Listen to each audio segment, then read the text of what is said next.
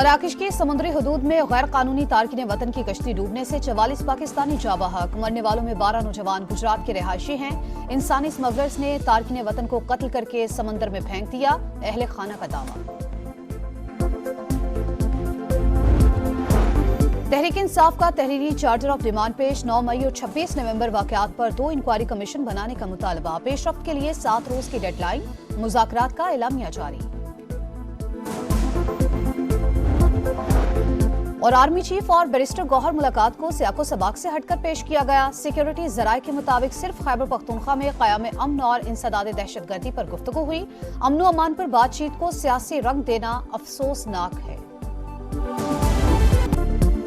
پی T آئی کا charter of demand جھوٹ کا پلندہ، اپوزیشن مینڈیٹ واپسی کے مطالبے سے دستبردار، جوڈیشل کمیشن بنانے کا کوئی جواز نہیں، مطالبات کا جواب دینے کے لیے وزیر اعظم نے کمیٹی بنا دی، جواب حتمی ہوگا، حکومت کا 2 ٹوک موقف۔ رانا ثناءاللہ نے کہا سیاسی مقدمات میں قید افراد کی تفصیل مانگی تو کچھ نہیں بتایا، لاپتہ افراد کی بھی کوئی فہرست فراہم نہیں کی گئی۔ بانی کی 9 مئی کیس میں گرفتاری پر جوڈیشل ریویو ہو چکا، اپوزیشن کے پاس اداروں کے خلاف پروپیگنڈے کے سوا کچھ نہیں۔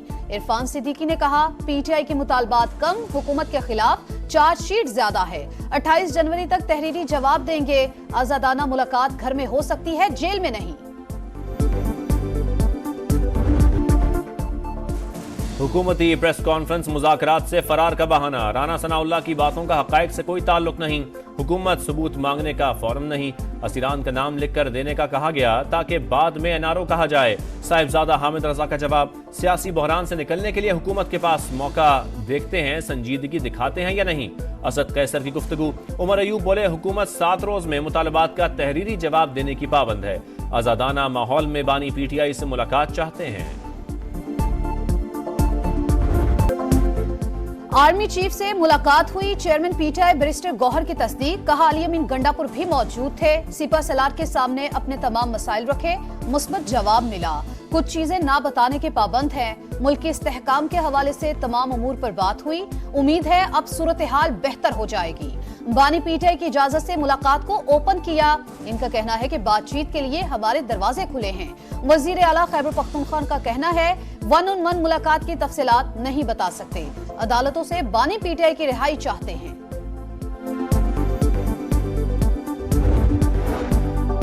آرمی چیف اور بیرسٹر گوہر ملاقات کو سیاق و سباق سے ہٹ کر پیش کیا گیا۔ سیکیورٹی ذرائع کے مطابق صرف خیبر پختونخوا میں قیام امن اور انسداد دہشت گردی پر گفتگو ہوئی۔ بیرسٹر گوہر نے سیاسی معاملات پر بات کرنے کی کوشش کی، انہیں جواب دیا گیا سیاسی بات سیاست دانوں سے کریں، امن و امان پر بات چیت کو سیاسی رنگ دینا افسوسناک ہے۔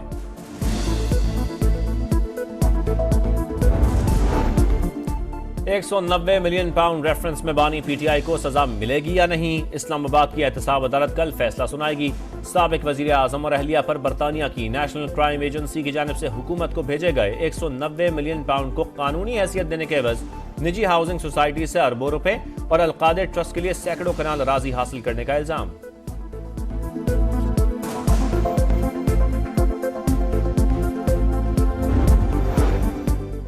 190 ملین پاؤنڈ ملکی تاریخ کا سب سے بڑا سکینڈل، بتایا جائے پیسہ حکومت پاکستان کو کیوں ملا، کابینہ میں بند لفافہ کیوں لایا گیا، عطا تاڑر کی گرج برس، کہا او کریں مگر میگا کرپشن کا جواب بھی دیں، قومی اسمبلی میں وزیر اطلاعات کی تقریر کے دوران اپوزیشن کا احتجاج۔ سیاست کے لیے بچوں کو غلط راستہ دکھایا گیا، آج وہی لوگ ان بچوں کو جیلوں میں پوچھنے نہیں آتے، قید و بند کی صحبتیں برداشت کی لیکن کبھی کسی کو جلاؤ گھراؤ کا نہیں کہا، کبھی انتقامی سیاست کا نہیں سوچا۔ مریم نواز کی گرج برس، کہا طلبہ کسی کے لیے اپنی زندگی خطرے میں نہ ڈالیں، آپ کو توڑ پھوڑ کا نہیں تعمیر کا راستہ دکھانا ہے۔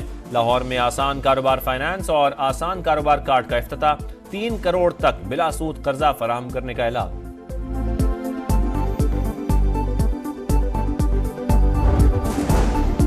عام شہریوں کے فوجی عدالتوں میں اب تک ہونے والے ٹرائلز کی تفصیلات طلب، کلبھوشن کے علاوہ اب تک کتنے سویلین کا ٹرائل ہوا، ڈیٹا کے ساتھ جواب دیں، جسٹس امین الدین کی ہدایت۔ 9 مئی کے ملزمان کی ملٹری کورٹس منتقلی کے حکم نامے کہاں ہیں؟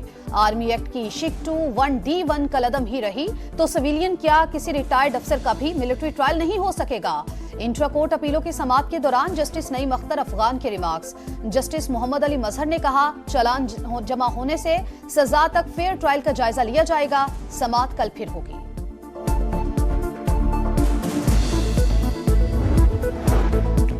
ضلع کرم میں سامان لے جانے والے قافلے پر دہشت گردوں کا حملہ، فائرنگ سے سیکیورٹی اہلکار شہید، 4 زخمی، 3 گاڑیوں کو نقصان پہنچا۔ جوابی کارروائی میں 6 دہشت گرد مارے گئے، 10 زخمی۔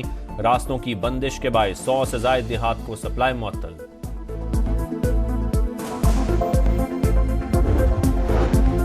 امن دشمنوں کے خاتمے کا مشن، وادی تیرا میں سیکیورٹی فورسز کا دہشت گردوں کو بھرپور جواب۔ 1 ماہ میں مختلف آپریشن کے دوران 22 خوارج ہلاک، 18 زخمی۔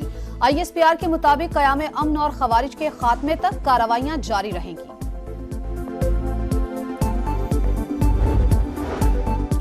15 ماہ کی درندگی کے بعد غزہ میں امن کی کرن روشن، حماس اور اسرائیل کے درمیان جنگ بندی معاہدہ طے، 19 جنوری سے نافذ العمل ہوگا۔ قطری وزیر اعظم کا باضابطہ اعلان، پہلے مرحلے میں 33 اسرائیلی اور 50 فلسطینی قیدی رہا ہوں گے۔ اسرائیلی وزیر اعظم نیتنیاہو کی ہٹ دھرمی برقرار، معاہدہ طے پانے کے باوجود اسرائیلی کابینہ میں ووٹنگ کو روک دیا۔ فیلاڈیلفی راہداری کا کنٹرول بھی چھوڑنے سے انکار۔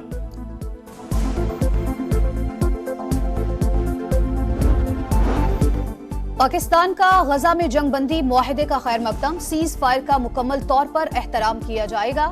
وزیر اعظم شہباز شریف پر امید، ترجمان دفتر خارجہ کا کہنا ہے امید ہے معاہدہ مستقل جنگ بندی کا باعث بنے گا۔ جنگ بندی انسانی امداد بڑھانے میں معاون ثابت ہوگی۔ اسرائیل کے توسیع پسندانہ عزائم نے پورے خطے کو غیر مستحکم کر دیا۔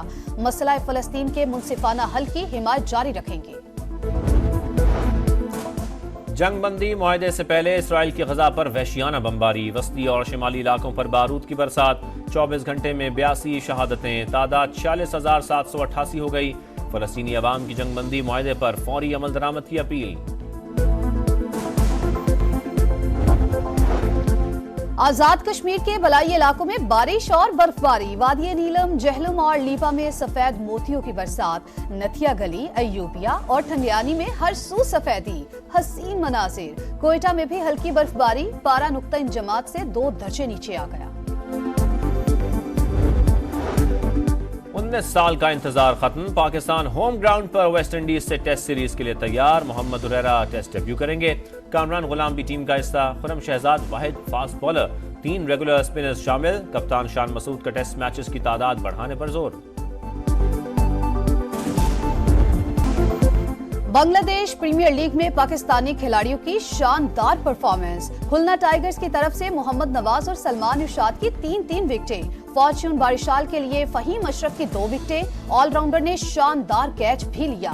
جہانداد خان نے وننگ سٹروک کھیل کر ٹیم کو فتح دلائی۔